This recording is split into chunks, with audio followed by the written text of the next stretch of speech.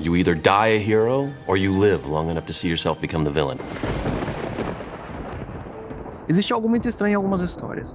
A gente começa torcendo por alguém, entendendo suas dores, justificando suas escolhas, acompanhando sua jornada como se fosse uma luta contra o mundo.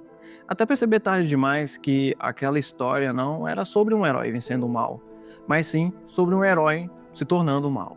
E talvez o mais curioso seja que isso quase nunca acontece de uma vez.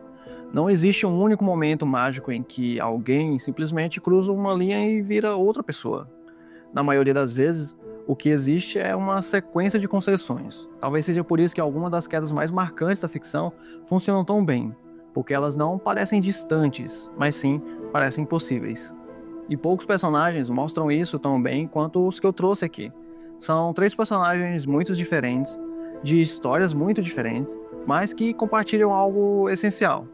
Todos começam como protagonistas que o público podia admirar, e terminaram como a maior ameaça da própria história.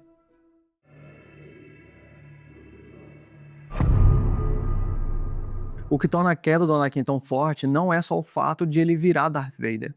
É que, olhando de perto, você percebe que Vader não matou Anakin. Vader era o próprio Anakin levado ao limite. Durante muito tempo, muita gente tentou separar os dois, como se o herói da Guerra dos Clones e o monstro da armadura preta fossem pessoas diferentes. Mas a verdade é bem mais direta do que isso. O mesmo homem que arriscava a vida por quem amava, que lutava com coragem, que queria proteger as pessoas, era também um homem incapaz de aceitar a perda.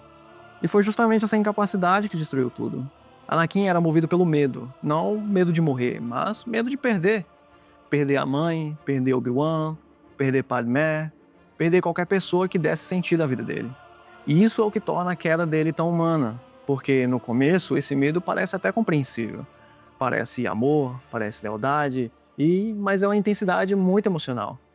Mas aos poucos, a história mostra que existe uma diferença enorme entre amar alguém e precisar tanto dessa pessoa a ponto de não aceitar que ela tenha sua própria vida, seu próprio destino, até a sua própria mortalidade. E é aí que o medo vira apego, e o apego vira possessão. Anakin não cai porque queria poder pelo poder. Ele cai porque acredita que, se tivesse poder o suficiente, nunca mais vai precisar perder ninguém. Só que essa lógica está errada desde o início, porque o problema nunca foi a falta de poder, mas sim a incapacidade de aceitar aquilo que está fora do controle dele. E talvez essa seja a parte mais marcante da história dele. Anakin não vira vilão porque deixou de amar. Ele vira vilão porque ama de forma errada. Ama de um jeito desesperado, possessivo, incapaz de abrir mão. E quando o amor se mistura com medo, ele deixa de ser amor. Vira necessidade, vira desespero, vira justificativa para qualquer coisa. Por isso a história dele pesa tanto, porque no fim ele faz tudo para salvar Padmé. E é justamente isso que a destrói. Ele se entrega ao lado sombrio achando que está vencendo o medo, quando na verdade está sendo completamente dominado por ele. E quando percebe isso, já não tem mais volta.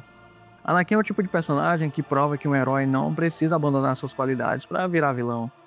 Às vezes, ele só precisa deixar que suas qualidades sejam dominadas pelo medo.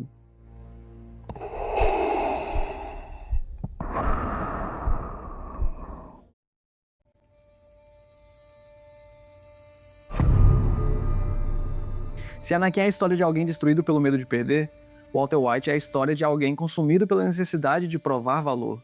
Porque o mais genial em Breaking Bad é que a queda de Walter não começa com maldade pura. Ela começa com algo que parece quase nobre.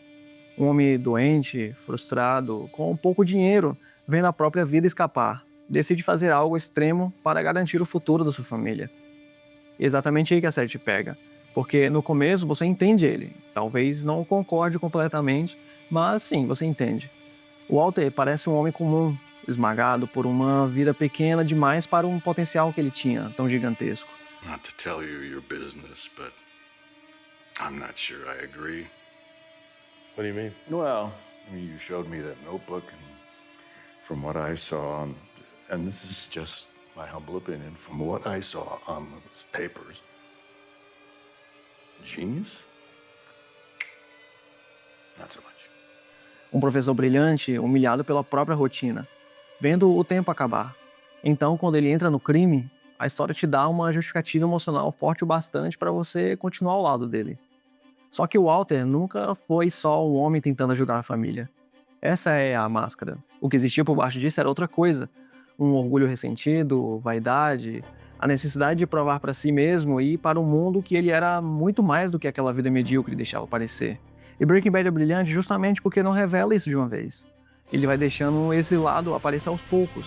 Primeiro na recusa em aceitar ajuda, depois na forma como ele passa a gostar de ser necessário, depois no prazer de controlar as situações, depois no momento em que ele já não quer mais apenas sair vivo daquilo ali, mas sim quer vencer, quer dominar, quer ser necessário. Esse é o ponto em que o herói começa a desaparecer.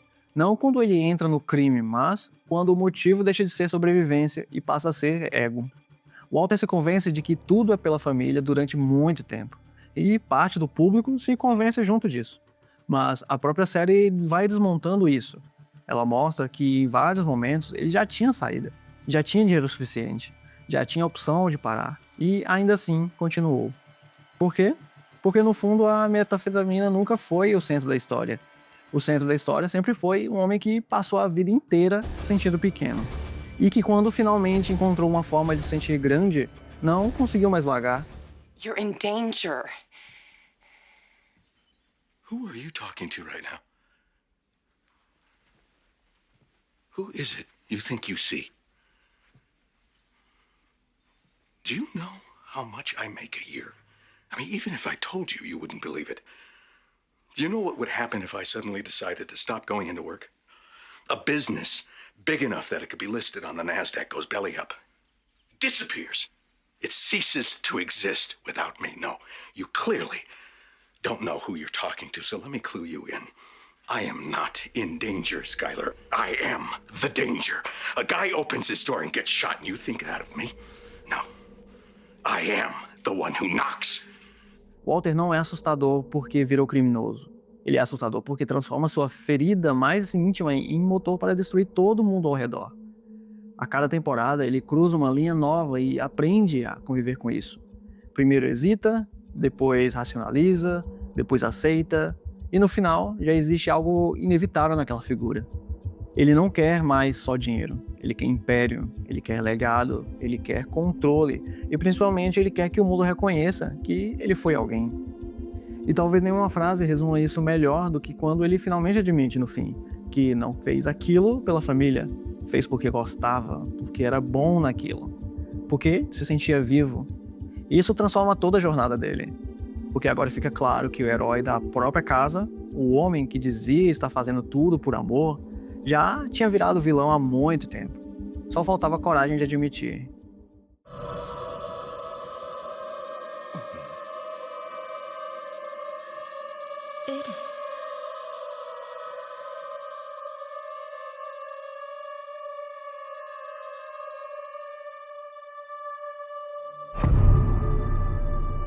Mas talvez o caso mais impactante de todos seja o de Eren Yeager. Porque diferente do Anakin ou do Walter, o Eren não dá a sensação de simplesmente ter se perdido. O Eren dá aquela sensação de que a história inteira ele já estava te levando para algum lugar.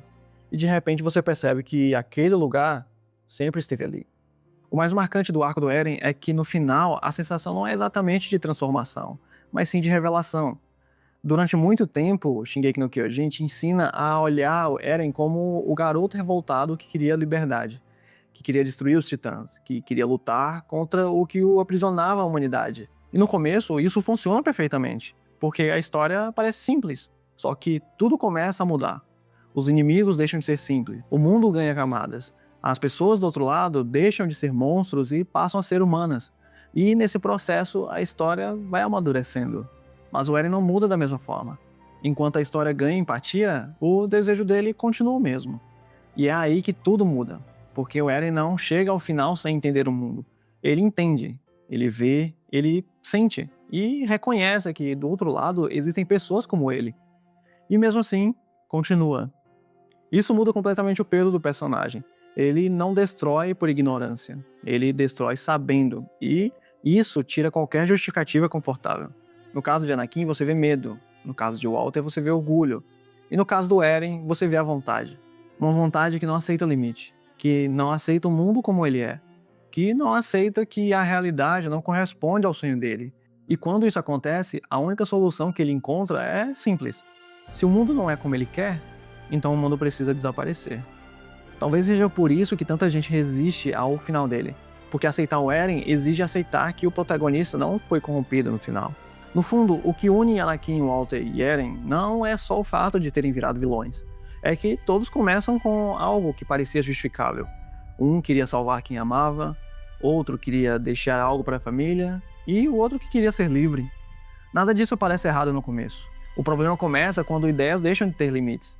Quando proteger vira controlar, quando prover vira dominar e quando liberdade vira destruição.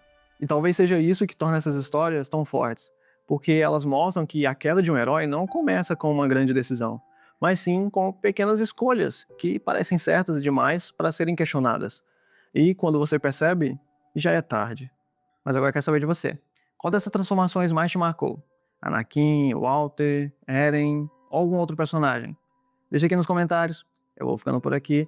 Não esquece de curtir o vídeo para dar aquela força e se inscrever no canal caso você ainda não seja. Até o próximo vídeo.